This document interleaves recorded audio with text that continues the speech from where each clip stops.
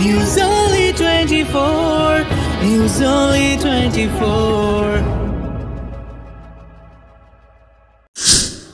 উত্তরবঙ্গে টানা বৃষ্টি ও ধসে ভয়াবহ পরিস্থিতি। পাহাড়ের বড় অংশ কার্যত বিপর্যস্ত। দার্জিলিং ও আশেপাশের এলাকায় রাস্তাঘাটে ক্ষতিগ্রস্ত, যোগাযোগ বিচ্ছিন্ন। ধসে এবং সেতু ভাঙনে আটকে পড়েছেন শতাধিক পর্যটক। সরাসরিভাবে তাদের সঠিক সংখ্যা এখনো জানা না গেলেও প্রশাসন ও স্থানীয় সূত্রের দাবি সংখ্যাটা বেশ বড়।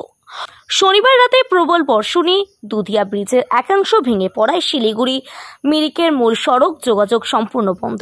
ফলে পর্যটক ও স্থানীয়দের যাতায়াতে বিপর্যয় দেখা দিয়েছে। প্রশাসনিক সূত্রে খবর, মিরিক সৌরনীতে আটকে থাকা পর্যটকদের নলপটং লোহাগড় হয়ে শিলিগুড়িতে নিয়ে আসা হচ্ছে। এই পরিস্থিতিতে সোমবারই দুর্গত এলাকায় যাচ্ছেন মুখ্যমন্ত্রী মমতা বন্দ্যোপাধ্যায়। টানা পর্যবেক্ষণ চালিয়ে যাচ্ছেন তিনি। রবিবার সকাল থেকেই নবান্নের কন্ট্রোল রুম থেকেই পরিস্থিতির উপর নজর রেখেছেন।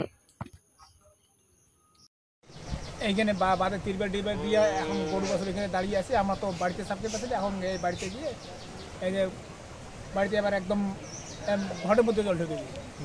আজকের খাওয়া দাওয়া কোথায় হবে? আজকে খাওয়া দাওয়া এখন তো খাওয়া দাওয়াই করিনি। কোথায় করবেন খাওয়া দাওয়া? খাওয়া দাওয়া দেখি কোন বাড়িতে করা যায়। সরকারিভাবে কোনো কেউ আসছে কি? সরকারিভাবে তো কেউ আসেনি, ওখানে কেউ আসেনি, কেউ আসেনি। কোনো ধরনের মানে এর মধ্যে কোনো বলেই নেই যে কি করবে না করে, চূড়া মুড়িও দেখানো দিল কি না।